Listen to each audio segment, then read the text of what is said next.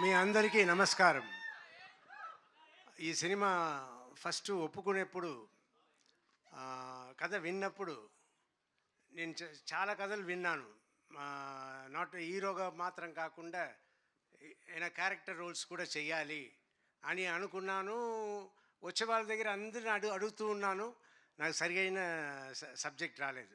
After 2 years 3 years తర్వాత నాకు అభిలాష్ గారు ఈ సబ్జెక్ట్ చెప్పారు. చెప్పగానే నాకు చాలా నచ్చింది.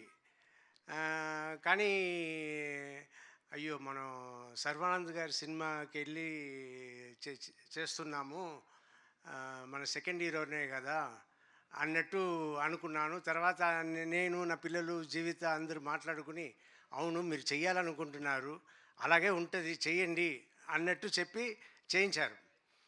చేయించిన తర్వాత నిన్న మొన్న నేను థియేటర్కి సినిమాకి వెళ్ళినప్పుడు అప్పుడు సార్ ఎప్పుడు సార్ మీ సినిమానే కనపడలేదు, ఎప్పుడో వస్తుంది సార్ అంటే, నెక్స్ట్ బైకర్ వస్తుంది చూడండి నా సినిమా బైకర్ అనగానే, సార్ సర్వానంద్ గారి ఫిల్మ్ కదా సార్ అన్నారు.